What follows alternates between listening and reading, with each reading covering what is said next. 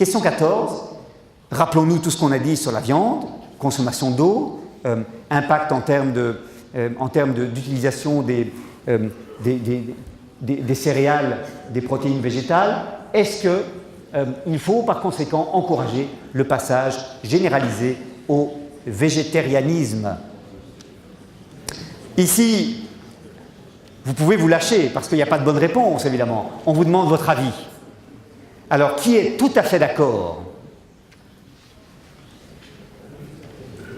Qui est plutôt d'accord? Évidemment, c'est moins impopulaire d'être plutôt d'accord que d'être tout à fait d'accord. Bien. Pas vraiment d'accord. Pas du tout d'accord. Alors, parmi ceux qui ne sont soit pas vraiment d'accord, soit pas du tout d'accord, est-ce que l'un d'entre vous pourrait me dire pourquoi le végétarianisme n'est pas une solution? Oui, monsieur.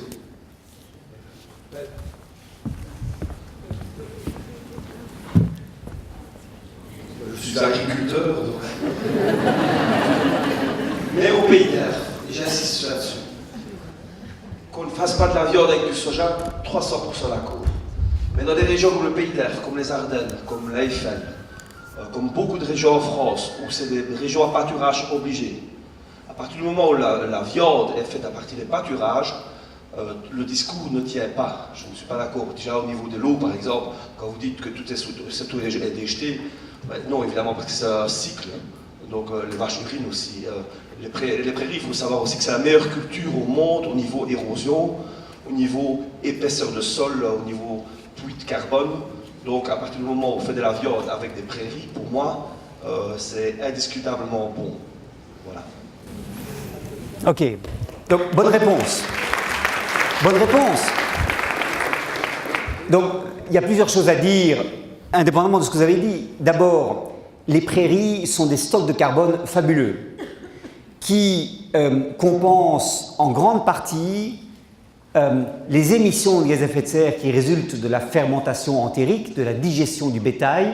Je ne connais pas le chiffre pour la Belgique, mais je sais que pour la France, par exemple, sur les 34 millions de tonnes de méthane qui sont les résultats de la digestion du bétail, sont compensés en partie par quelques 8 millions de tonnes d'équivalent dioxyde de carbone qui sont absorbés par les prairies françaises. Et l'essentiel des vaches en France sont effectivement élevées en pâturage et les prairies sont des stocks de carbone, des puits de carbone extrêmement importants, effectivement maintiennent la biodiversité dans les sols et permettent par ailleurs d'éviter un phénomène d'érosion qui serait gravement accéléré par la mise en culture de ces terres.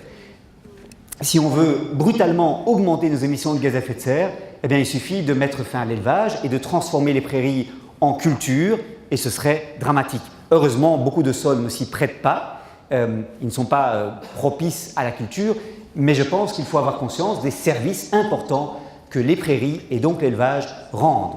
Et dans des systèmes agroécologiques qui visent la complémentarité entre différentes plantes, les arbres et les animaux ont des fonctions utiles, y compris parce que leurs déjections peuvent servir à fertiliser les sols et à créer des cycles vertueux au sein de la nature qui permettent de maintenir et de restaurer la fertilité naturelle des sols.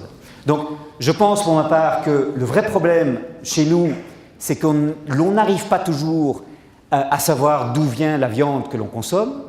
C'est que la viande qui passe par des filières industrielles de production, des animaux élevés en batterie, non seulement est moins goûteuse et moins bonne pour la santé, mais en plus a des impacts sur l'environnement et sur les changements climatiques qui sont plus importants.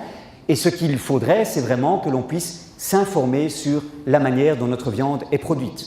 Heureusement, en Belgique comme en France, c'est moins le cas au Danemark et en Allemagne par exemple, l'essentiel de notre viande est encore élevé en pâturage et ceci a des effets qui ne sont pas négatifs pour l'environnement. Je le répète, le fait de transformer les prairies en culture serait par contre avec des impacts extrêmement négatifs pour l'environnement. Donc je pense que la surconsommation de viande peut être un problème. Je pense qu'à l'échelle mondiale, il faut être attentif à la nécessité de progressivement réduire les filières d'élevage industriel qui ont un impact environnemental considérable. mais il y a différents types de viande et c'est pour ça que j'ai choisi d'illustrer cette question par des animaux effectivement élevés en pâturage.